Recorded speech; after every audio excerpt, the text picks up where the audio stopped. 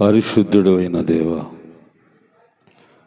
సజీవుడు అయిన తండ్రి, సృష్టికర్త, ఆత్మస్వరూపి, నీకే వందనాలు, స్తోత్రాలు. ఈ లోకములోనికి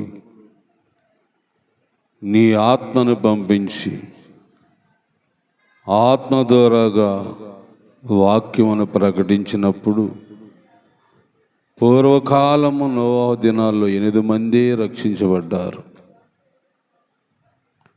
తర్వాత నాయన నీ కుమారుడైన యేసుని లోకానికి పంపించావు. ఆయన వాక్యమును ప్రకటించినప్పుడు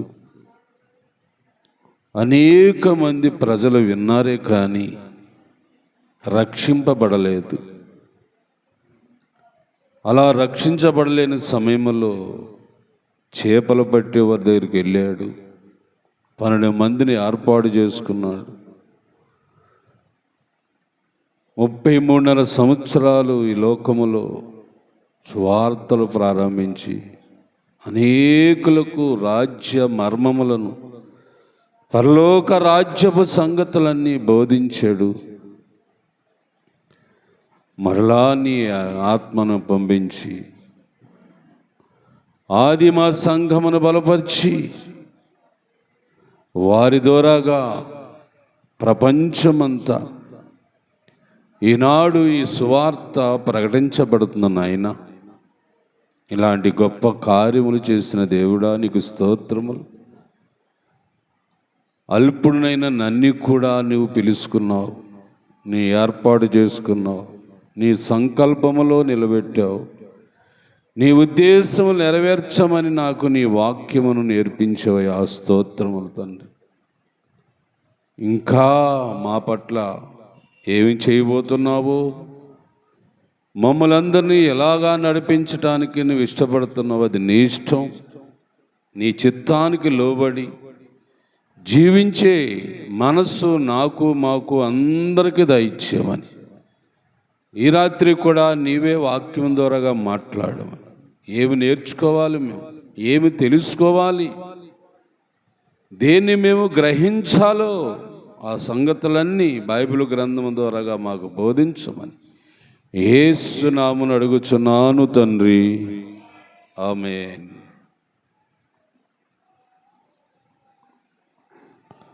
దేవునికి స్తోత్రం. దేవుని బిడ్డలారా,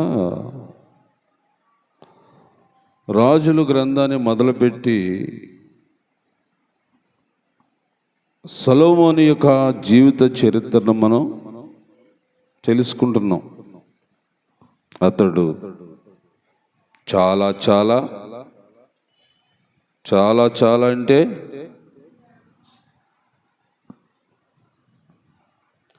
మంచివాడు అనొచ్చు,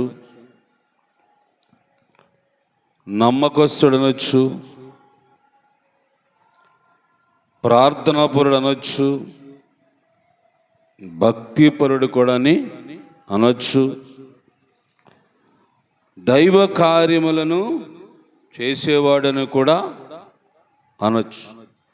ఈరోజు పాఠం 9వ అధ్యాయం, రాజుల మొదటి గ్రంథములో 9వ అధ్యాయం. జాగ్రత్తగా వింటున్నారా అందరూ? ఏదో చెబుతున్నాడులే పిచ్చోళ్ళలాగా, ఇదేంటి రుసువు లేదు,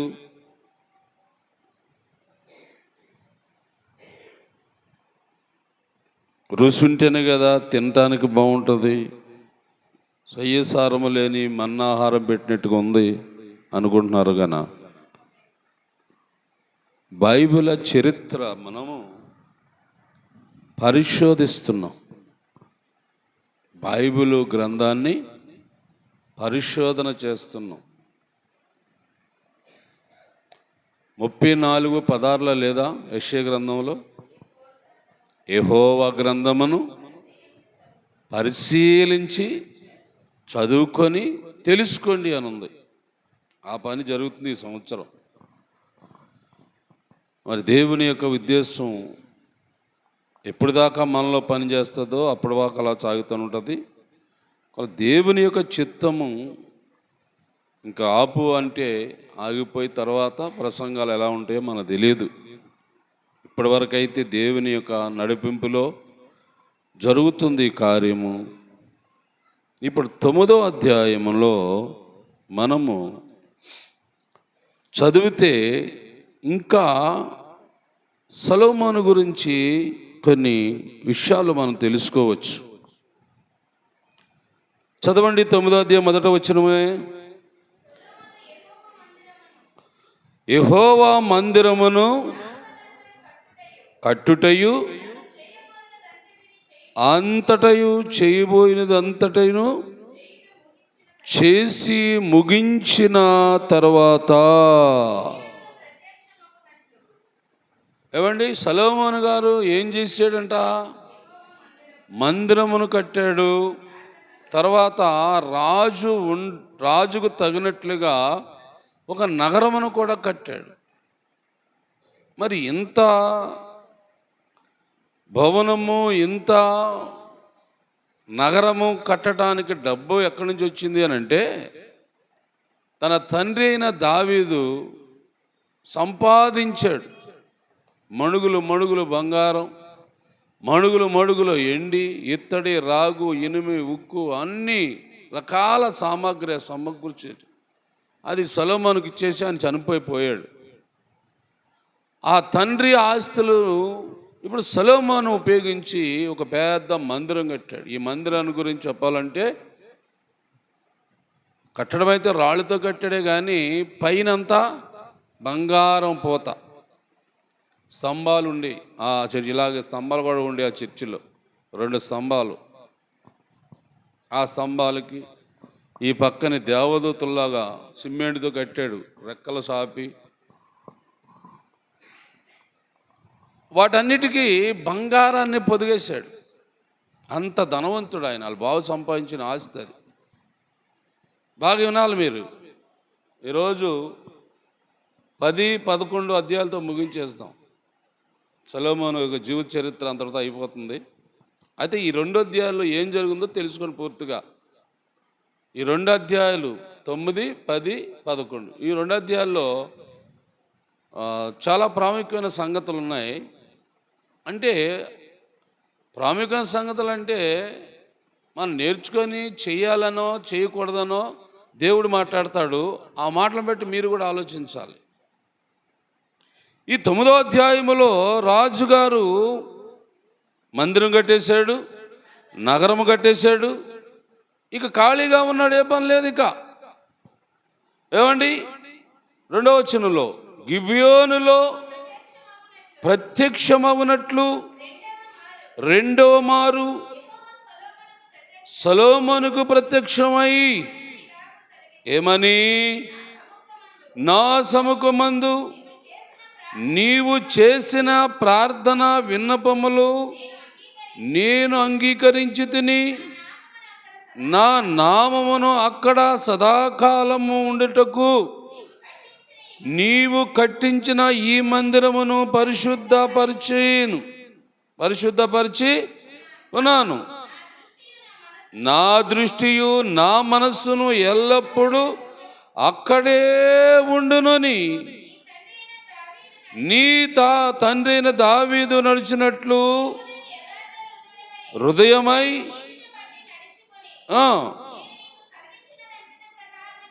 చేసి, అవును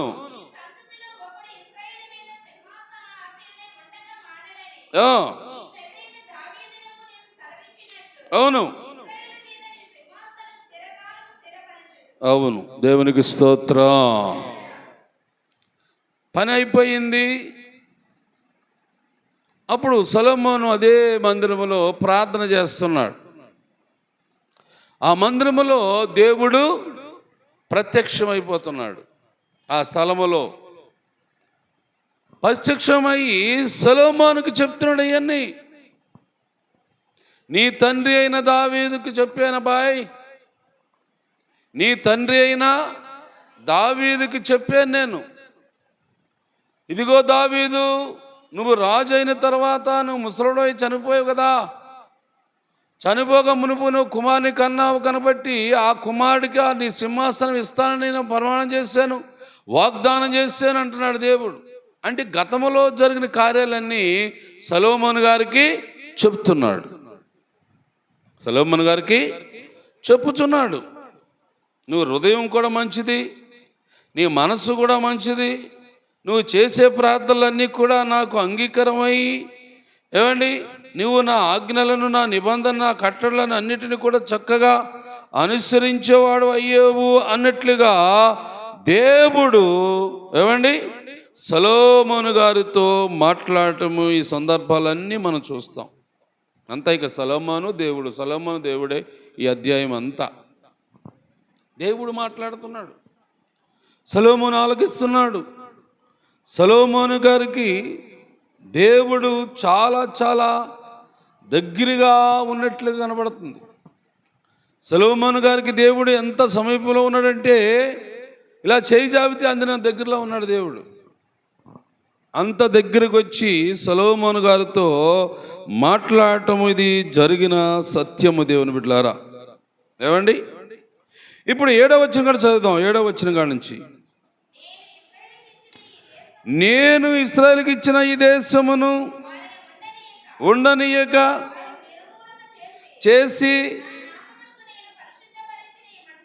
ఈ మందిరమును కొట్టివేసేదను. ఇశ్రాయేలు సర్వ సమాజము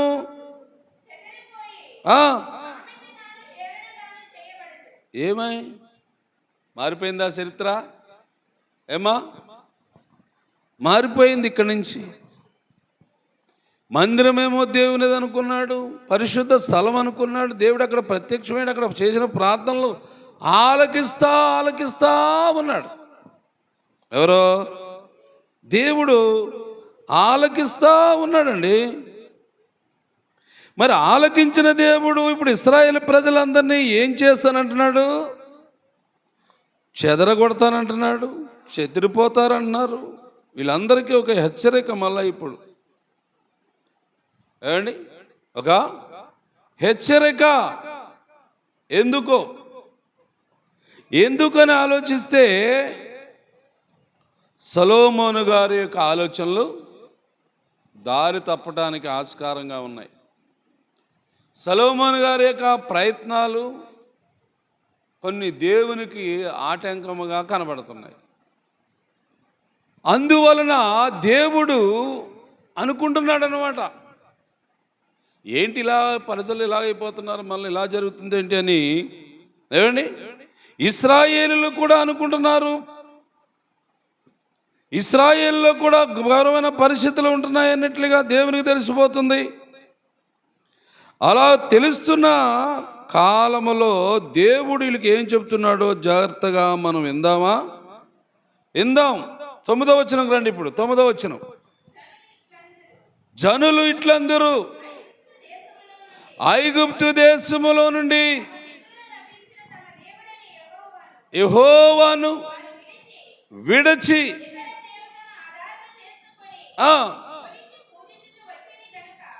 అదండి పరిస్థితి.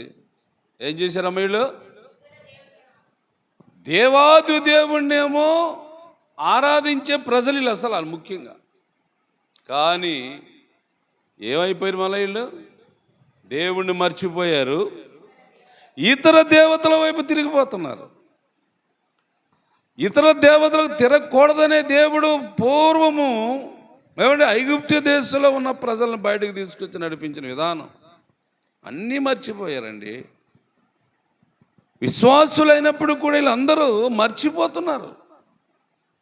కానీ సొలొమోను గారికి కొంత, ఎందుకంటే ఆయన తండ్రి అయిన దావీదు లేక దేవుడు ఏమండి చెప్పిన మాటల్లో కొన్ని మాటలు మనసులో ఉన్నాయి, కానీ అప్పుడప్పుడప్పుడు ఆయన కూడా ఎటో వెళ్ళిపోవడానికి ప్లాన్ చేసుకుంటున్నాడు అనుకుంటున్నాం. ఆలోచించండి.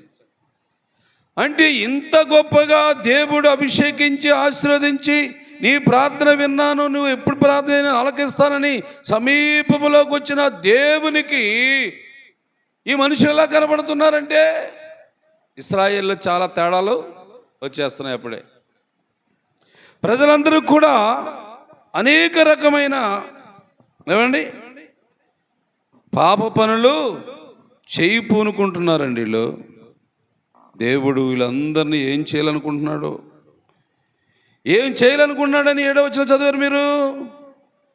ఇశ్రాయేలు ప్రజలందరూ సర్వజనులందరూ చెదిరిపోవాలి, చెదిరిపోతారు. ఎదుగో మారిపోయింది అప్పుడు వ్యవస్థ. కానీ సొలొమోను గురించి మనం ఎక్కువగా ఆలోచన చేస్తున్నాం కాబట్టి ప్రజలన్న వాళ్ళు ఏమండి అవకాశంతో ఎలా ఉంటారు, అవకాశం తీరిపోతే మరొకలాగా ఉంటారు. ప్రజల గురించి ఉంది ఇక్కడ. అయితే ఇప్పుడు మనం ఎవరు చూడాలంటే ఎక్కువ శాతము సొలొమోను గారిని గురించి ఆలోచిద్దాం. ఎక్కువ ఈ 2 అధ్యాయాల్లో సొలొమోను గురించి కూడా ఆలోచించాలి మనం. ఏమండి ఆలోచిద్దాం. ఆలోచన చేస్తేనే మనకు అర్థం అవుతుంది ఈ పాయింట్. ఆలోచన కానీ చేయకపోతే ఏమీ అర్థం కాదు. ఏమండి అందుకని ఈ 9వ అధ్యాయాన్ని వదిలేద్దాం, 10వ అధ్యాయానికి వచ్చేద్దాం. వినండి ఇప్పుడు సొలొమోను గురించి. మరలా సొలొమోను గురించి దేశ దేశాలు వెళ్ళిపోయింది వార్త. అనేక ప్రాంతాలకు వెళ్ళిపోయింది వార్త. సొలొమోను గారంట యెరూషలేము నగరములో గొప్ప ధనవంతుడంట, గొప్ప జ్ఞానం గలవాడంట. ఆయన చేసే పనులన్నీ కూడా ప్రజలకి కూడా మేలుపైకరంగా ఉన్నాయంట. ఆయన 2 స్త్రీలకు మంచి తీర్పు తీర్చిన న్యాయవాదంట అని వార్త అనేక దేశాలకి వెళ్ళిపోతూ ఉందండి. దేవుని బిడ్డలారా, ప్రపంచంలో ఉన్న దేశాలన్నిటికీ వెళ్ళిపోయింది. అయితే ఈ వార్త ఆయా దేశాల్లో ఉన్న రాణిలు, ఏమండి రాజులు, లేక అధికారులు, ఇంకా ఎవరైనా మనుషులందరూ తెలుసుకున్నారు. తెలుసుకున్న తర్వాత ఏం చేస్తున్నారో జాగ్రత్త చూద్దాం. చదవమ్మా ఇప్పుడు 10వ అధ్యాయం మొదటి నుంచి. షేబా దేశపు రాణి యెహోవా నామమును గూర్చియు సొలొమోను కలిగిన కీర్తిని గూర్చి వినియు గూఢార్థము గల మాటల చేత శోధించుటానికి వచ్చిందంట. ఎవరివి? షేబా దేశపు రాణి. ఆ దేశమునకు ఈ దేశమునకు చాలా దూరం అయినా సరే పనిగట్టుకొని, ఏమండి పనివారిని తీసుకొని ఆమె బయలుదేరక ముందు ఆమె ఆలోచన చూడండి, ఎలాంటి ఆలోచన చేసిందో. తర్వాత చదవమ్మా. పనివారితో గంధవర్గములు విస్తారమైన బంగారమును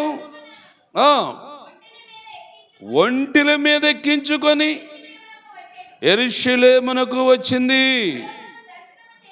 సరే, సొలొమోనును దర్శనము చేసి అతనితో మాట్లాడగా ఆమె వేసిన ప్రశ్నలన్నిటికీ సొలొమోను గారు ఏం చేశాడంట అంటే, ఆ షేబా దేశపు రాణి సొలొమోను గారి యొక్క జ్ఞానాన్ని పరిశీలన చేయటానికి వచ్చింది. వచ్చినామె ఏం చేసిందంటే కొన్ని ప్రశ్నలు వేసింది. ప్రశ్న వేసిన దానికల్లా సొలొమోను గారు ఏం చేస్తున్నాడు? సమాధానం చెప్తున్నాడు. ఆమె వేసిన ప్రశ్నలన్నిటికీ సమాధానం ఇచ్చేస్తున్నాడు సొలొమోను. అప్పుడు ఈ సొలొమోను గురించి ఆ స్త్రీ అనుకునే ఆలోచన తర్వాత చదువుదాం. రాజునకు మరుగైనది ఏది లేనందున ప్రశ్న వేసిన అన్నిటి భావము సొలొమోను చెప్పాను. జ్ఞానమును, మందిరమును,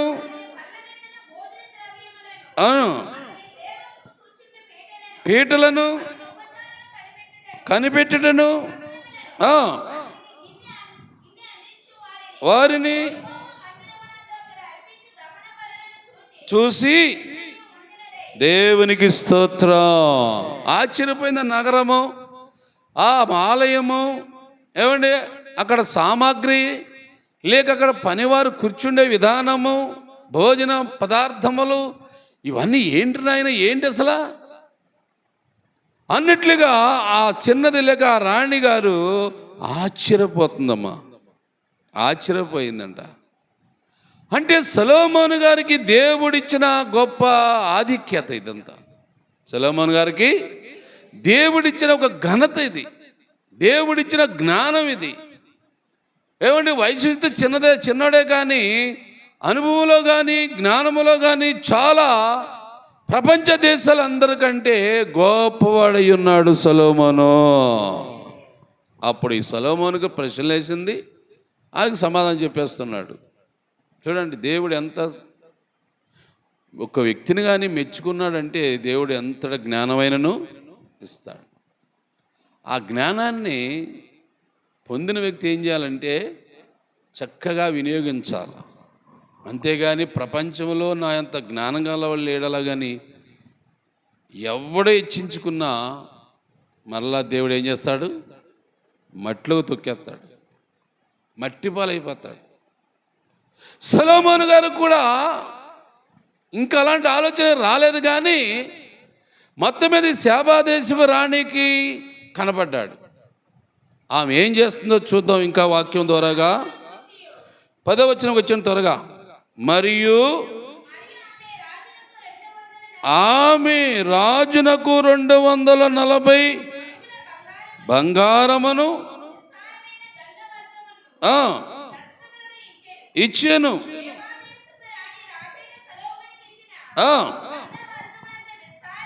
అవును, రాలేదు. ఎంత గొప్ప ధనవంతుడు. ఇప్పుడు అసలు వాళ్ళ తండ్రి గారు దావీదు గారు సంపాదించిందే బోల్డను, కానీ జ్ఞానాన్ని మెచ్చుకొని ఈ సేవదసరాన్ని ఇంకా ఇచ్చేసింది బంగారం.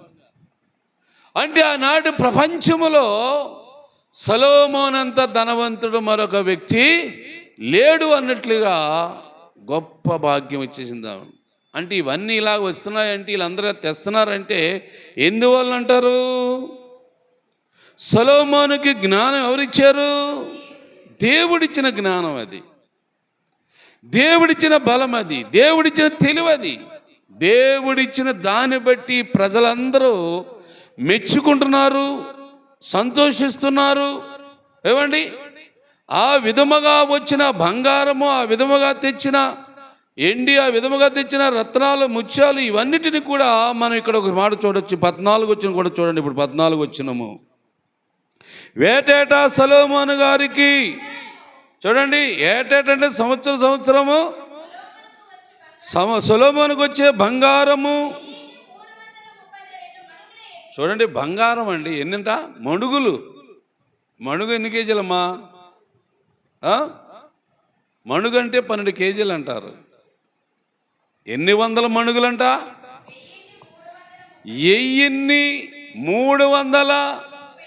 1332 మణుగులు బంగారం. తర్వాత ఇదియుగాక గంధవర్గములు మొదలైనవి వర్తకుల వద్ద నుండి. అవును, దేవునికి స్తోత్రం. చాలా వస్తుంది, చాలా వస్తుంది. ప్రియులారా అర్థం చేసుకోండి.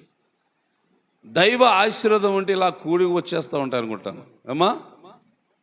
దేవుని కాడి దీవించడం మొదలు పెడితే ఇలాగా కష్టపడకుండానే, ఏమండి శ్రమ పడకుండానే, లేక వ్యాపారాలు చేయకుండానే దేవుడు మనుషులను ప్రేరేపించి తీసుకొని లేవండి అతనికి. ఆయన ఒక మంచి ప్రార్థనాపరుడు, ఆయన దేవుని కొరకు పనిచేసేవాడు, దైవ చిత్తాన్ని నెరవేర్చేవాడు. ఎలాంటి అలాగని జనాల్ని దేవుడు ఏం చేశాడు? ప్రేరేపించి సొలొమోను గారి దగ్గరికి పంపించాడు. వచ్చిన వారందరూ కూడా బంగారం, మణుగులు, 100 మణుగులు, 1000 మణుగులు, ఏమంటే ఇంకా విలువగల వస్తువులు అనేకమైనవి ఇలాగ శాపదేశపు రాణి తెచ్చి ఇచ్చినట్లుగా మనకి ఈ వాక్యాల్లో మనం చూస్తూ ఉన్నాము. ఇంకా చూద్దాం. ఇప్పుడు 24 వచనం రండి త్వరగా. 24 వచనము చూడండి. అతని హృదయము అదిగో దేవుడు ఉంచిన జ్ఞాన వాక్యములను ఇంకా వినటానికి ఇంకా ప్రజలు అందరూ, ఇంకా లోకంలో ఉన్న వాళ్ళందరూ, శాపదేశం ఒక్కతే కాదు, ఇంకా అనేక గ్రామస్తులు, అనేక జిల్లా వారు, అనేక రాష్ట్రాల వారు, అనేక మంది ప్రజలు ఎవరి దగ్గర రాబోతున్నారు? సొలొమోను దగ్గర రాబోతున్నారు. ఎందుకంటే ఆయనలో దేవుడు పెట్టేశాడు జ్ఞానం, ఆయనలో దేవుడు వాక్యాన్ని పెట్టేశాడు. సొలొమోను గారు పలికిన వాక్యులు వినాలని ప్రజలందరూ కూడా పరుగున వస్తున్నారు. వచ్చిన వారు ఏం చేస్తున్నారో చూద్దాం. వాక్యాన్ని బట్టి ప్రతి మనిషి ఎండి వస్తువులు కానీ వస్త్రములు కానీ ఆయుధములు కానీ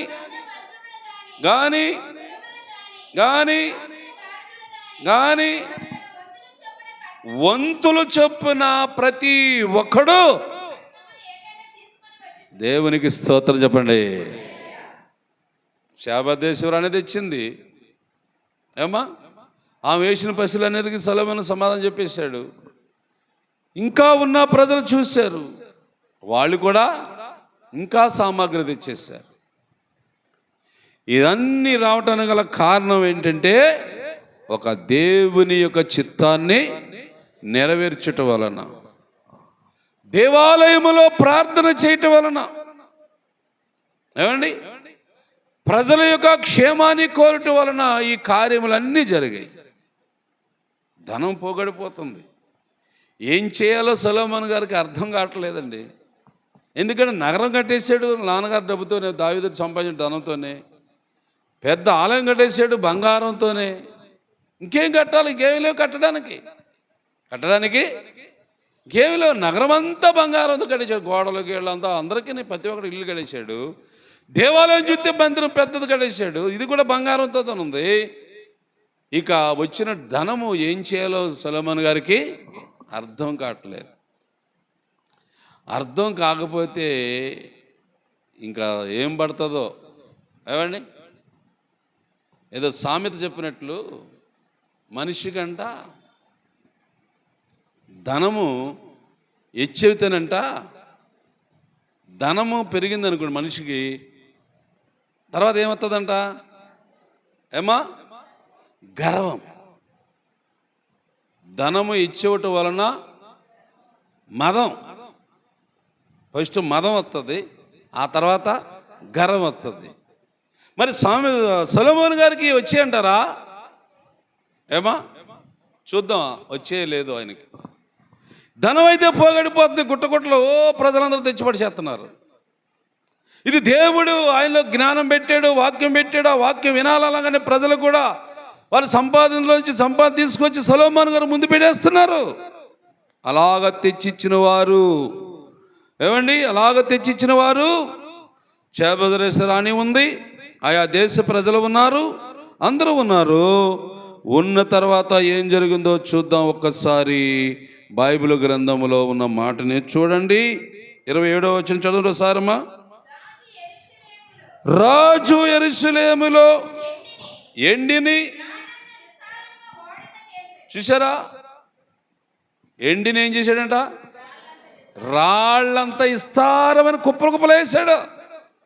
బంగారము కూడా రాళ్ళంతా కుప్పలు వేసాడు. అది అలాగుంది. ఈ ధనాన్ని చూసుకుంటూ ఉన్నాడు. ఇక ఏం మర్చిపోతున్నాడు చూడండి ప్రియులారా. ఇక ఎవరిని విడిచిపెడతాడో చూడండి. అంతకుముందు మనం 10వ అధ్యాయంలో చదివాం కదా, ఇశ్రాయేలు ప్రజలే ఏదో అన్ని దేవతలు పూజిస్తున్నారు, వాళ్ళందరూ చెదరగొడతాను దేవుడు అన్నాడు. ఇప్పుడు సొలొమోను గారి ఆలోచన ఎలా ఉందో చూద్దామా? చూద్దాం. ఇంకా చదవండి వాక్యాన్ని. ఏమండి, సొలొమోనుకుండే గుర్రములు, అవును, ఆ, ఇచ్చి అవునండి. గుర్రములు ఎందుకండి ఈయనకి? ఏమ్మా, నిజముగా దేవుని చేత ఏర్పాటు చేయబడిన ఒకవేళ రాజులు దావీదు లాంటి వాడు కానీ, ఏమండి, లేక సౌలు లాంటి వాడు కానీ, వీళ్ళెవరు గుర్రాలు ఉపయోగించుకోలేదండి. ఒక మాట చెప్పాలంటే గాడిదలు ఉపయోగించుకున్నారు. గాడిదల మీద ఎక్కే వెళ్ళే ప్రయాణం చేసేవాళ్ళు. కానీ సొలొమోను గారికి కూడా పట్టాభిషేకం కట్టేటప్పుడు, రాజులు చేసేటప్పుడు కూడా ఈయన కూడా గుర్రం మీద గాడి మీద ఎక్కి తీసుకెళ్ళాడు దావీదు, కంచరగాడిది. కానీ ఇప్పుడు సొలొమోను గారికి ఎలాంటి ఆలోచన వచ్చింది? గుర్రములు ఎక్కడి నుంచి ఎత్తడం వల్ల? ఎందుకు నీకు గుర్రములో? ఏమవసరం నీకు గుర్రంలో? అంటే ఇంకా పేరు రావాలనా, ఇంకా నువ్వు గొప్పవాడవ్వాలనా, ఇంకా ప్రజలు తెలుసుకోవాలనా? ఇది కాదు. ఇది భక్తికి సంబంధించిన ఆలోచనలు కానే కాదు. అందుకనే దేవుడు చూస్తున్నాడు సొలొమోను గారిని చూస్తున్నాడు. చూసే దేవుడు ఏం చేయబోతున్నాడో 11వ అధ్యాయంకి వచ్చేద్దాం త్వరగా. మోయాబీలు, ఎదోమీలు, అమోనీలు, జనులు త్రిప్పుదురు గనుక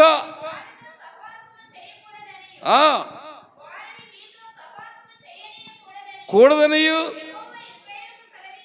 దేవునికి స్తోత్రం. దేవుడు ఒక చక్కని మాట చెబుతున్నాడు, సొలొమోనుకు చెబుతున్నాడు, ఇశ్రాయేలుకి చెబుతున్నాడమ్మా. ఎవరితో స్నేహం చేయకూడదు అన్నాడు దేవుడు? మోయాబీలు, ఎదోమీలు, అమోనీలు, సిదోనీలు, హిత్తీలు, వీళ్ళందరూ ఎవరంటే అన్యజనులు, లేక విగ్రహారాధన చేసే ప్రజలంతా. సృష్టికర్తకు బదులుగా సృష్టమనే పూజించేవాడు. ఈ భూమి ఉందనుకోండి, దీనికి ఏం పేరు పెడతారు వాళ్ళు? భూదేవత అంటారు వాళ్ళు. ఇశ్రాయేల్ అయితే అనరు అలాగా, భూదేవత అంటారు. సముద్రం ఉందనుకోండి, దానికి ఏం పేరు పెడతారు? గంగమ్మ అంటారు. అన్నిలోనే మాటలు ఇవి, మీకు అర్థం అవట్లేదా? ఏమంటారా మరియమ్మ గారు అన్ని వాళ్ళ గతంలోనే? అవి ఆయన అడిగి తెలుసుకొని చెప్తుందా అమ్మ? మీరు ఎక్కడి నుంచి వచ్చారు వీళ్ళంతానా? దాన్ని గంగమ్మ అంటారు, సముద్రాన్ని. ఏమండి, దేవుడు విశాలలో సృష్టించిన, ఏమండి, సూర్యుని ఏమంటారు? సూర్యదేవుడు అంటారు. ఇది అన్నిలు పెట్టిన పేర్లు ఇవి. అన్నిలందరూ ఈ అన్నిటినీ దేవుళ్ళుగా దేవతలకు కొలుస్తారు. ఎప్పుడు కొలుతారు వాళ్ళు అన్నిలు. ఇంకా చెప్పనా, చెట్లలో కూడా రాగి చెట్టు మొక్కుతారు, యాప చెట్టుకి దండాలు పెడతారు. ఏమన్నా ఇంకా చెప్పాలంటే కొండల్లోంచి రాళ్ళు తీసి చెక్కి బొమ్మలుగా చేసి వాటికి కూడా పూజలు చేస్తారు. ఇది అన్నిలు చేసే పనులు ఇవి. కానీ ఇశ్రాయేలు ప్రజలకి అది లేదు. అయితే దేవుడైన యెహోవా ముందు చూపగలవాడు కాబట్టి, ముందుగా తెలుసుకున్నవాడు కాబట్టి, ఇదిగో వీళ్ళతో చెబుతున్నాడు, బాబు సొలొమోను, ఇశ్రాయేలు ప్రజలారా, మీరు అన్యజనులతో సావాసం ఒకటి చేయవద్దు. అన్యజనులతో ఏం చేయకూడదంట? సహవాసం చేయకూడదంట. అంటే అర్థం ఏంటి? వాళ్ళతో స్నేహభావం, సంబంధాలు కూడా కలపకూడదంట. ఒకవేళ అన్యులతో మాట్లాడేవాడు ఒకవేళ క్రైస్తవుడు ఉంటే దేని కొరకు మాట్లాడాలి తెలుసా? వారిని దేవుని వైపునకు మళ్ళించడానికి మాట్లాడాలి. అలాగైతేనే వారితో సహాయం చేయాలి. ఏమండి, నా జీవితం అదే. వాళ్ళతో కలిసిపోయి వాళ్ళు తిన్నట్లుగా తినటం, వాళ్ళు తాగినట్లుగా తాగటము, అది కాదు చేయలేదు నేను. ఏదో ఒక రీతిగా అన్యుడిని దేవుని వైపునకు మళ్ళించటమే అది దేవుడి లక్షణం. దేవునికి స్తోత్రం. ఇంకా జరుగుతూ ఉంది ఆ కార్యం. నిన్న వెళ్ళాను, ఇవాళ వెళ్ళాను, అన్నిలు వాళ్ళు 3 కుటుంబాలు, వాళ్ళతో మాట్లాడాను, వారి కోసం ప్రార్థన చేశాను, వారికి దేవుని మాటలని చెప్పాను. ఆ ఇంటి యజమానురాలు అన్నది, పాస్టర్ గారు వస్తాం రేపు వచ్చే ఆదివారం అన్నది. వాళ్ళ ఆయనకైతే చాలా ఇబ్బందులు ఉన్నాయి. ఈ మోసిప్ప పక్కకు పోయింది, కొట్టేసుకో ఉన్నాడు. ఎమికల్ డాక్టర్ వేసాడు, కాలు పొడుగు, కాళ్ళ ముడుచుకోవట్లేకపోతున్నాడు, ఇలా నడమే కుంటుకుండా. వాళ్ళు దేవుని సన్నిధికి వస్తామని వచ్చి మాట చెప్పారు, వస్తారా తర్వాత ఆలిష్టం. అది ఇలాగ చేయాలి కానీ వాళ్ళతో కూర్చొని వాళ్ళు వండిందల్లా పెడితే తినేసి వాళ్ళ అలవాట్లోకి వెళ్ళిపోయి వాళ్ళు చేసినట్లుగా నువ్వు చేసి ఇది చేయవద్దని దేవుడు ఎవరు చెబుతున్నాడు? సొలొమోను గారికి, ఇశ్రాయేలు ప్రజలకు చెబుతున్నాడు. మరి ఆలకించే ప్రజలు ఏమనుకుంటున్నారో? అయితే రాజైన సొలొమోను ఫరో కుమార్తెని గాక ఆ జనులలో, ఆ ప్రజల్లో, అన్యుల స్త్రీల్లో అనేక మంది స్త్రీలు, పరాస్త్రీలను, ఎవరో మొదటి స్థానం ఎవరికి వచ్చేసిందో, అసలు వద్దన్నవాడు, ఏమంటే ఆ పని చేయకూడదన్నవాడు, దేవుడు చెప్పింది కూడా ఈడు ఆలకించలేదండి. ఏమా, ఒకవేళ మీరందరూ స్త్రీలు కాబట్టి మిమ్మల్ని అడగకూడదని అన్నమాట. పురుషులు ఎక్కువ మంది లేరు కదా అడిదామంటే. ఏమండి, పురుషులు ఉన్నారనుకునే మాట్లాడతాను అనుకోండి, మీకు అది చూసి. ఒక పురుషుడికి ఒక భార్య పెళ్లి చేసుకున్న తర్వాత మరొకరు కావాల్సి వచ్చిందా బాబు? కావాలా? అవసరమా? ఆలోచించాలి. సొలొమోను గారికి పెళ్ళయింది, ఫరో కుమార్తెని పెళ్లి చేసుకున్నాడు. ఏమండి, పెళ్ళైన కొత్తలోని ఎలా ఉండడమా సొలొమోను గారు?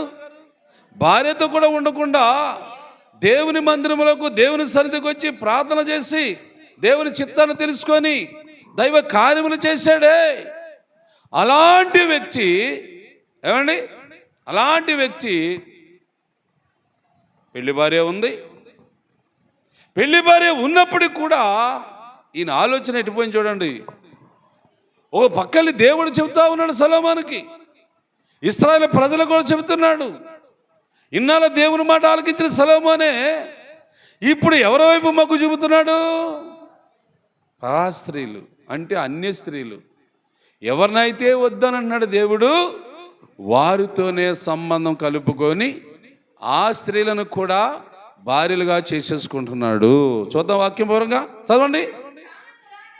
కామదురాత గలవాడై వారిని ఏం చేశాడంట? ఉంచుకున్నాడంట. పెళ్లి చేసుకోలేదు. ఏం చేసుకున్నాడా? ఉంచుకున్నాడే కానీ పెళ్లి చేసుకోలేదు. ఒక్క ఆమె పెళ్లి భార్య, సొంత భార్య ఒక్కరిదే. కానీ దేవుని బిడ్డలారా, ఇలాంటి కార్యములు దేని వల్ల జరుగుతున్నాయి అంటారు మీరు? వాక్యాన్ని గ్రహించిన చెప్పండి. ధనము, డబ్బు, బంగారం, ఎండి కదా, ఇది పెరిగిపోయింది ఆయన దగ్గర. ఆ ధనం ఏం చేయాలని అర్థం కాక గుట్టగుట్లు వేసి పొగులేసాడు అక్కడ. ఇక ఆలోచన మారిపోయింది. ఆ అన్య స్త్రీలు కూడా ఆలోచన చేసేశారు. సొలొమోను గారితో వెళ్తే మనకు ధనం వస్తుందమ్మను, సొలొమోను గారితో ఉంటే మనకు డబ్బు ఇస్తాడను వాళ్ళు కూడా. ఎందుకంటే ఒకవేళ అన్యులకు ఉంటే ఉండొచ్చు ఆలోచనలు, కానీ క్రైస్తవుడుగా ఉండొచ్చా ఇలాంటి ఆలోచన? దేవుడు అంతే కదండి, ఆదిలో పెట్టాడు ఒక మాట. ఒక స్త్రీని ఒక పురుషుడినే కదా దేవుడు జతపరిచాడు. వారిద్దరూ ఏక శరీరం ఉండొచ్చు, అది పాపము కాదు అని దేవుడే రాసిపెట్టాడు వాక్యం ద్వారాగా. కానీ ఇప్పుడు సొలొమోను గారు చేసే పని దేవునికి నచ్చిందంటారా? దేవుడు ఇష్టపడుతున్నాడంటారా? ఇష్టపడటానికి అవకాశము లేదు, లేదండి. లేకపోతే ఏం జరుగుతుందో చూద్దాం. 5వ వచనం చదవండి త్వరగా. 5వ వచనం. దేవతలను చూసారా ఏమైపోయాడమ్మా? దేవతలు మొక్కొద్దురా బాబు అనేమి దేవుడు చెప్తే వద్దన్న పనే చేశాడు. అంటే ఆ పని జరగడానికి కారణం ఎవరు? పరాస్త్రీలు, అన్ని స్త్రీలు ఉంచుకున్నాడు కదా, వాళ్ళు ప్రేరేపించేస్తున్నారు. ఈ సందర్భం మీద అందరూ ఆలోచించాలండి. స్త్రీలు ఆలోచించాలి, పురుషులు ఆలోచించాలమ్మా, అందరం ఆలోచించుకోవాలి. ఎందుకంటే ఇది ఒక భయంకరమైన క్రియ. పరాస్త్రీని మోహించిన, పరాపురుషుని మోహించిన అది పాపం, అది శాపం. నీ ఎండి బంగారాలన్నీ కూడా తాగబెట్టినా జబ్బులు తగ్గవు కదా. ఏ జబ్బు తగ్గదు? హెచ్ఐవి వ్యాధి అన్నది ఒకటి ఉంది కదా, ఎయిడ్స్ వ్యాధా, అదేనమ్మా. అది ఎలా వస్తుందంటే ఇలాంటి అక్రమ సంబంధాల వల్ల వస్తుంది ఆ కార్యాలు. ఇలాంటి అక్రమ కార్యాలు చేసే వాళ్ళకే పట్టుకుంటుంది ఆ జబ్బు. అలాంటి వాళ్ళు చాలామంది మన వాడరాలో ఉండేవాళ్ళు, ఒకప్పుడు చచ్చిపోయారు అందరూ. మీ అందరికి కూడా తెలుసు వాళ్ళ పేర్లు. అలాంటి వ్యాధి వస్తే ఎంత ధనం ఖర్చు పెడితే మన తగ్గుతుంది. అలాంటి రోగం వచ్చి పడిపోయింది అనుకోండి మీద ఎన్ని వందల మణుగుల బంగారం ఉంటే మాత్రం బాగవటానికి అవకాశం ఉందా? లేదే. మరి ఎందుకు ఈ పని చేశాడు సొలొమోను గారు అంటే ధనము హెచ్చితే మదం పెరిగింది, మదం రావటం వల్ల మచ్చరంబు పుట్టింది. ఇక మనిషి అంతా గలిబిలైపోయింది, హృదయం అంతా పాడైపోయింది. ఇక చూసినందరినీ కూడా ఈడే ధనం ఉంది కదా, జేబులో డబ్బులు ఉన్నాయి కదా, విసిరేస్తున్నాడు కట్టకట్టలు ఎవరు కావాలి వాళ్ళకి. ఆ డబ్బులు తీసుకునే వాళ్ళు, డబ్బులు ఆశించే వాళ్ళు, ఇలాంటి వాళ్ళు కూడా చాలామంది ఇప్పుడు కూడా ఉన్నట్లుగా అనిపిస్తుంది నాకు. డబ్బుని ఆశించి అక్రమంగా సంబంధాలు ఏర్పడే చాలా కాలం కిందట పేరు చెప్పను కానీ నాకు తెలుసు మన వార్డులోనే ఆ అమ్మాయి ముందు మా అక్కడ చిన్న చర్చి ఉన్నప్పుడు మన చర్చికి వచ్చా ఉండేది. ఒక ఆస్తిపరుడిని, ఒక పొలాల గిలాలు ఉన్నవాడిని ప్రేమించి ఆడిని రాబట్టింది ఇంటికి. అది భర్తకు కూడా తెలుసు, ఆడి కూడా పెద్ద పట్టించుకోలేదు. అలాగా 2-3 సంవత్సరాలమ్మా నాకు తెలుసు, మనలకు కూడా చాలామంది తెలుసు అనుకోండి. ఆడు పొలాలు అమ్మిచ్చేసింది, ఆడ ఆస్తులు అమ్మిచ్చేసింది, ఆడిని మట్టి కనిపించేసింది. ఈ మాత్రం ధనవంతులు అయిపోయింది. మన వాడరేలో ఉన్నారు అండి. చాలా వరకు ఇలాంటి పనులు చేసేవారి మీద దేవుని ఉగ్రత రగులుకుంటుంది. ఎవరిలో కూడా అలాంటి ఆలోచనలు రానికండి. డబ్బులు చూసో బంగారు చూసో ప్రేమించే వాళ్ళు ఉంటారు. అలాగని వాళ్ళతో నువ్వు సావాసము చేయకూడదు. ఇంకా ఈ సొలొమోను మీద దేవుని కోపం వచ్చేసింది. సొలొమోను మీద దేవుని కోపం వచ్చేసింది. ఇక సొలొమోనుని కూడా రాజుగా ఉండనీయకుండా దేవుడు ఏం చేశాడు? లాగబారేశాడు.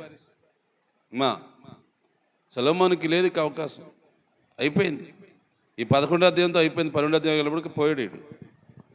పోతే తర్వాత మరొకడు ఇచ్చాడు. ఆడేవాడు చదవద్దులే కానీ ఏమండి, రెహబాము అన్నవాడు వచ్చాడు రాజు. రెహబాము అన్నవాడు వచ్చాడు రాజు.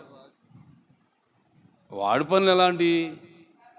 ఆడింకా దుర్మార్గుడు. చూడండి, ఆడింకా భయంకరమైన వాడండి. ఆడు చేసే పనుల వల్ల వాడికి జబ్బు కూడా వచ్చింది. ఆ రెహబాము టైంలో ఒక ప్రవక్త వచ్చాడు, మళ్ళా ఒక యాజకుడు, దైవ సేవకుడు. ఆ మాటలు మీకు చూపిస్తాను. మన టైం కూడా అయిపోతుంది త్వరగా.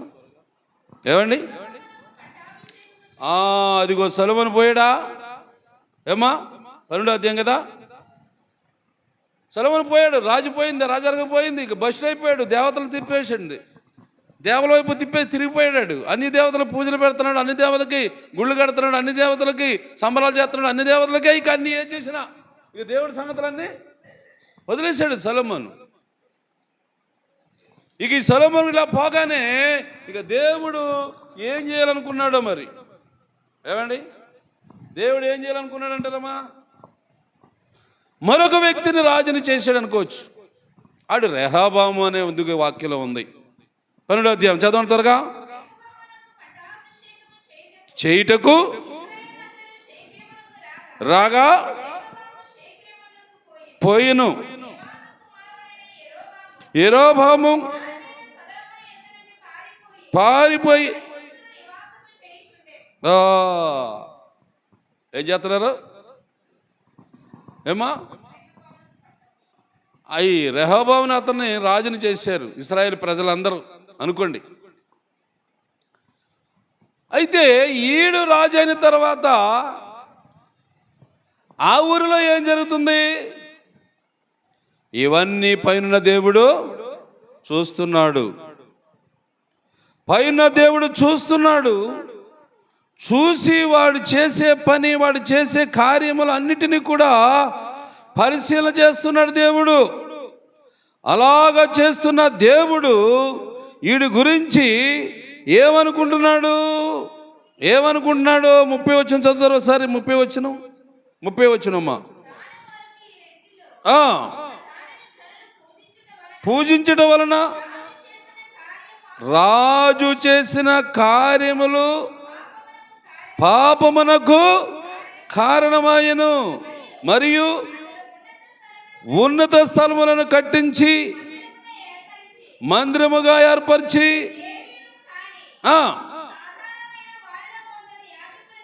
నియమించాడు. మరియు యెరోబాము యూదా దేశమందు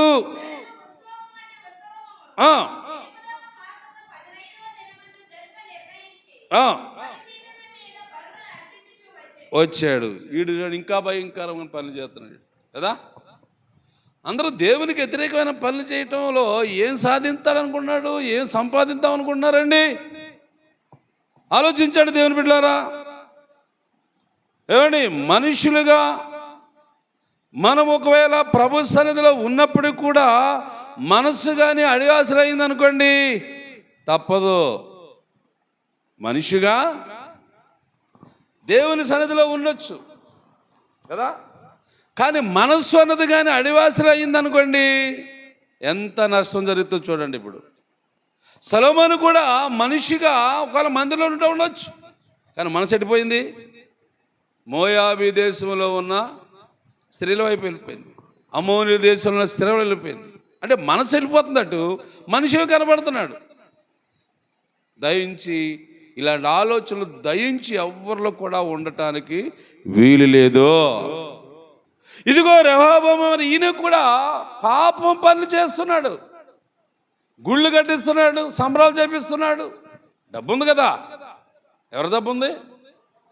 ఈ సొలొమోను దగ్గర వచ్చిన డబ్బు ధనవంతం ఉంది కదండి. ఈ డబ్బు వీడిదే తీసుకున్నాడు. ఎవడు రాజు అయితే ఆడ దగ్గర పోతుంది ధనవంతా. ఆ డబ్బుతో ఇష్టం వచ్చినట్టుగా చేస్తున్నారు వీళ్ళు. అలాగా చేస్తుండగా ఏం జరిగిందో చూద్దాము. 13వ అధ్యాయానికి వచ్చిన త్వరగా. 13వ అధ్యాయం. అంతటా దైవజనుడైన ఒకడు యెహోవా చేత వచ్చాను. ఎవరు వచ్చారు ఇప్పుడు? దైవజనుడు వచ్చాడు. ఎందుకు వచ్చాడు? దేవుడు ప్రేరేపించాడు. దైవజనుడా, ఇదిగో వీళ్ళందరూ ఇలా చేస్తున్నారు, వీళ్ళకి ఒక గతి రాబోతుందని చెప్పు నువ్వు అన్నట్లుగా దేవుడే ఒక దైవజనుని పంపించాడు మళ్ళా. ఏమండి, సొలొమోను కాలంలో దైవజనుడు ఉన్నాడమ్మా? సొలొమోను గారి కాలంలో దైవజనుడు ఉన్నాడా? లేడు. సొలొమోనే భక్తిపరుడు, సొలొమోనే ప్రార్థనాపరుడు, సొలొమోనే దైవ కార్యాలు చేసేవాడు, సొలొమోనే. అయితే ఆయన కాలంలో యాజకులు గీజకులు ఉన్నారనుకోండి. ఇప్పుడు రెహబాము అనే విషయంలోకి రాబడికి దేవుడు ఒక దైవజనుని ప్రేరేపించాడు. ఆ దైవజనుడి ద్వారాగా ఏమి జరగబోతుందో, వీడి పని ఏమవబోతుందో త్వరగా చదవండి. చేశాను. బలిపీఠమా ఏమనగా పుట్టును, యెషయా అనే ఒక శిశువు పుట్టును, నీ మీద ధూపం వేసిన యాజకులను అర్పించును చేయును, బద్దలైపోవును. ఈ బలిపీఠం అయిపోయాను, బద్దలైపోవును, ఒలిగిపోవటయు యెహోవా ఇచ్చిన సూచనను చెప్పి ఆ దినమున ఆ ప్రవక్త చూసినగా ప్రకటించును. బేతేలునకు బలిపీఠమును గూర్చి ఆ దైవజనుడు ప్రకటించిన మాట రాజైన రెహబాము విన్నాడు. దైవజనుడు చెప్పిన మాటలు కూడా ఏంటంటున్నాడు? ఏమా, దైవజనుడి మాటలు కూడా ఏంటన్నాడు? దేవుడు చేసే కార్యములు చూపిస్తున్నాడు దైవజనుడి ద్వారాగా. ఈ రాజుకి తెలియాలి, ఈ రాజు కూడా తెలుసుకోవాలని దేవుడే ఆ కార్యమును గురించి ముందుగానే మాట్లాడిస్తున్నాడు దైవజనుడి ద్వారాగా. ఇలా జరగబోతుంది, ఈ బలిపీఠం బద్దలైపోతుంది, పూజించడానికి కూడా స్థలం ఉండదు అన్నట్లుగా ఆ దైవ సేవకుడు ఆ మాట చెప్పి ఇంకా కొంచెం ముందుకు వెళ్తున్నాడు. ఏం చేద్దాం చూద్దాం. చెయ్యి చాచి పట్టుకోమని చెప్పగా చెయ్య ఏమైందంట? ఎవరు చాసిన చెయ్యా? ఏమ్మా, దైవజకుడు చెయ్య కాదు, రాజుగారి చెయ్య. బలిపీఠం ఒకవేళ బద్దలైపోతుందేమో, వాళ్ళ కళ్ళ ముందు కనబడుతుందేమో, అరే రే పట్టుకో పట్టుకో పట్టుకో అనొచ్చు. మనం పెద్దగా అంటాం, రే పారిపోతుంది పట్టుకో అంటాం కదా. అలాగే ఆ ఎదుట ఉన్న బలిపీఠం ఒకరు బద్దలైపోతున్న సమయంలో దైవజనుడు చెప్పాడు, రే పట్టుకోదాన్ని పట్టుకో అంటే అలా పట్టుకున్నాడు. వాడు పట్టుకోగానే ఏమైంది? వాడు చెయ్య ఎండిపోయింది. రాజుగారి చెయ్యి ఎండిపోయిందమ్మా, రక్తం సప్లా లేదు, నరాలు చచ్చిపడిపోయి. ఇప్పుడు ఎవరు దిక్కు? మరి ఈడు చేసిన పనులు ఎలాంటివి? ఈ రెహబాము అతను చేసిన పనులు ఎలాంటివమ్మా?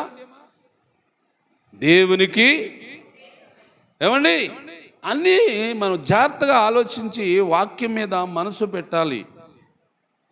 వాక్యం ఎప్పుడు ఒకేలాగా బోధిస్తుంది, కానీ మనమే అటు ఇటు ఆలోచిస్తూ ఉంటాం. అలా ఆలోచించకూడదు. ఒకటే మనసు ఉండాలి నీకు కూడా, ఒకే ఆలోచన ఉండాలి నీకు కూడా. ఇప్పుడు ఈ రాజుగారి చెయ్యి ఎండిపోయింది కదా, మరి వీడి గురించి ఏం చేయవలసి ఉందో చూద్దాం. తర్వాత వాక్యం చదవమ్మా, 5వ వచనం. మరియు యెహోవా ప్రకారము దైవజనుడు ఇచ్చిన సూచన చొప్పున బద్దలు కాగా ఒలిగిపోయిను. అప్పుడు రాజు మునుపుడు వలె బాగున్నట్లుగా సముఖమందు నా కొరకు ఏడుకొనమని దైవజనుడిని బతిమాలు కొనగా, దైవజనుడు యెహోవాను బతిమాలు కొనగా రాజు చెయ్య మరలా దేవునికి స్తోత్రం చెప్పండి. ఇది ఎవరి వల్ల బాగైంది? దైవజనుడు ప్రార్థన చేశాడు. దైవజనుడు ద్వారా దేవుడు కార్యం చేస్తున్నాడు. దైవజనుడి విషయంలో చాలా జాగ్రత్తలు మనం తీసుకోవాలి, చాలా జాగ్రత్తలు తీసుకోవాలి. ఆసమస్యంగా దైవజనుడి విషయంలో ఉండకూడదు. ఇదిగో వాక్యం. రాజు అయితే అవ్వచ్చు, వాడికి ధనం ఉంటే ఉండవచ్చు, వాడి శరీరంలో ఏమైపోతుంది, ఎండిపోతున్నాయి. ధనం చూసి గర్వించి, ఆస్తులు చూసి గర్వించి, బలాన్ని చూసి గర్వించడము అంత మంచిది కాదు. దేవుడి పైన ఉన్నాడు, దైవజనుడు ఎదుట ఉన్నాడు. దేవుడు ఎక్కడున్నాడమ్మా? పైన ఉన్నాడు. దైవజనుడు మన ఎదుట ఉన్నాడు. అయితే ఇప్పుడు దైవజనుడికి ఎవరు సహాయపడుతున్నారు? దేవుడు సహాయపడుతున్నాడు. మరి దైవజనుడు ఏం చేయాలి? మనుషుల కొరకు ప్రార్థన చేయాలి.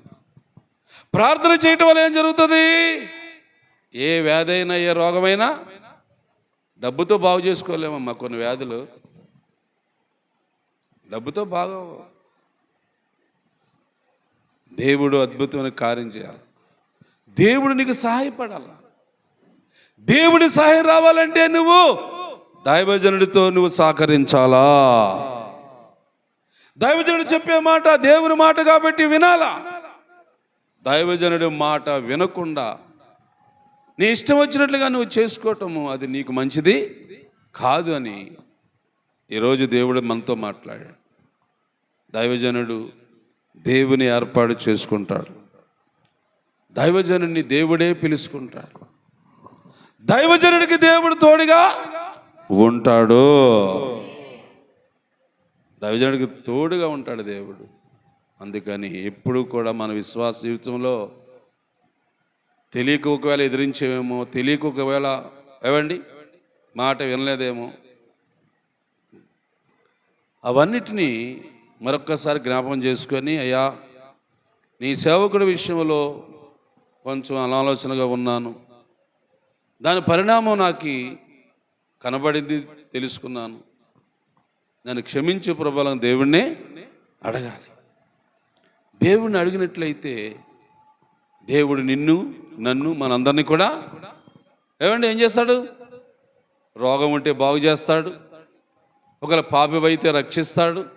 అవునా? ఒకవేళ పరిశుద్ధుడైతే దేవుడిని ఆశీర్వదిస్తాడు. రోగమైతే ఏం చేస్తాడు దేవుడు? స్వస్థపరుస్తాడు. పాపివైతే ఏం చేస్తాడు దేవుడు? రక్షిస్తాడు. ఎవడు ఒకవేళ పరిశుద్ధుడైతే ఆశీర్వదిస్తాడు. ఇలాంటివన్నీ దేవుడు చేసే కార్యాలు కాబట్టి దయించి మనం ఉండేది అన్యుల సమాజంలో ఉంటున్నాం. కానీ అన్యులతో సావాసం చేయటం అంటే వారు తిన్నట్లుగా నువ్వు తినకూడదు, వారు చూసినట్లుగా నువ్వు చూడకూడదు, వారు వెళ్ళినట్లుగా నువ్వు వెళ్ళకూడదు. ఏమండి? ఈ పనులు చేయకుండా జాగ్రత్త పడితే నువ్వు అన్యులతో సావాసము చేయలేంటి. పలకరించు, ఏం పర్లేదు, పలకరించవచ్చు, మాట్లాడుకోవచ్చు. కానీ వారు చేసినట్లుగా మనం అది దేవుడు చెప్పిన వాక్యం. అన్ని జనులతో సావాసం చేయొద్దన్నాడంటే అర్థం ఏంటి? వాళ్ళు చేసినట్లుగా మనము చేయకూడదని. కానీ సొలొమోను గారు ఆ మాట విన్నాడా? వినలేదు. వాళ్ళతోనే సంబంధాలు పెట్టుకొని, ఆ స్త్రీలు వివాహాలు చేసుకొని, ఆ పిల్లల్ని ఉంచుకొని వాళ్ళతో కలిసి వాళ్ళ గుళ్ళు కట్టాడు. ఆ స్త్రీలు అడిగారు, మాకు గుడి కావాలి, వెంకటేశ్వర గుడి కట్టు సొలొమోను అంటే కట్టేశాడు. ఇంకేమిటి?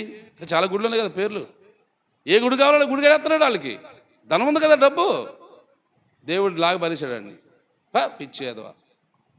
ఎందుకంటే నేను రాజుని చేసిన అలాగని దేవుడు కోపగించాడు, వాడిని తీసి పరిచాడు అనుకోండి. కానీ చరిత్ర అయిపోయింది. ఇప్పుడు మనం యెహోవాను దగ్గరికి వచ్చాం. ఆయన చరిత్రను కూడా మనం చదువుతున్నాం కాబట్టి ఇంకా 2 రోజులు ఉంది. ఉపవాస ప్రార్థనలో ముగింపు అయిపోతుంది. రేపు బుధవారం, ఎల్లుండి లక్షవారం, శుక్రవారం అయిపోతున్నాయి. అందుకని ఇక బైబిల్ చరిత్ర నేను ముగిస్తున్నాను. ఇంక 2 రోజులు ఇంకా దేవుడు మనతో ఏం చెప్పడానికి ఇంకొక మాట, మరొక మాట ఏం చెప్పబోతున్నాడో ఆ మాటను కూడా మనం ఆలోచించి దేవునికి ఇష్టముగా జీవించటానికి పరిశుద్ధాత్మ దేవుని సహాయము కోరుకుందాం. ప్రార్థన చేసుకుందాం. ప్రార్థన. మీ ప్రార్థనలో మళ్ళా చెబుతున్నాను, గుర్తుపెట్టుకోండి. పాకల్లో దుర్గారావు సహోదరుడు అన్యులాళ్ళు, వాళ్ళకి 2 రోజుల నుంచి చెప్తున్నాను నేను. దేవుడి చిత్తం అయితే మరి వాళ్ళు వస్తారేమో మనకు తెలియదు, కానీ వస్తామన్నారు నాతోని. వస్తారా వాళ్ళు ఆయిష్టం అనుకోండి, రమ్మని చెప్పాను. ప్రార్థన చేశాను. వాళ్ళ కోసం కూడా మీరు ప్రార్థనలో పెట్టండి. మీకు ప్రతిరోజు చెబుతున్నాం కదా, మన వాళ్ళు రోగులు, మన విశ్వాసులు, వాళ్ళ కోసం కూడా ప్రార్థన చేయండి. అందరి కోసం ప్రార్థన చేద్దాం. ఇప్పుడు దైవజనుడు ఎలాగైతే యెరొబెయాము కోసం ప్రార్థన చేసి ఆ ఎండిపోని చెయ్య బాగుపడేట్లుగా దేవుడు చేశాడో, అలాగే మన ప్రార్థన వల్ల అనేకులు బాగుపడేటట్లుగా, అన్యజనులందరూ మార్పు చెందినట్లుగా, ప్రభు దగ్గరికి వచ్చినట్లుగా ఒక్కొక్కరిని మనం నడిపించడానికి మనం కూడా ఒక ప్రయత్నం చేద్దాం. అందుకు పరిశుద్ధాత్మ సహాయం కోరుకుందాం. ప్రార్థన, అందరూ కలిసి ప్రార్థన.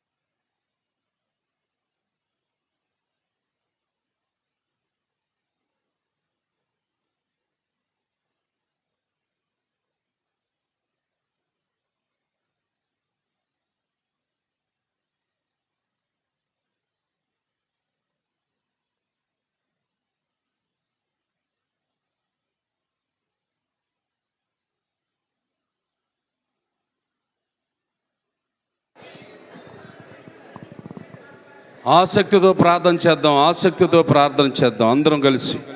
అందరం కలిసి ప్రార్థన. విశ్వాసైన ప్రార్థన రోగులను స్వస్థపరచును. విశ్వాసైన ప్రార్థన రోగులను స్వస్థపరచును. విశ్వాసముతో అడుగుదాం, విశ్వాసముతో ప్రార్థన చేద్దాం. గొప్ప దేవుడు మన తండ్రి ఉన్నాడు.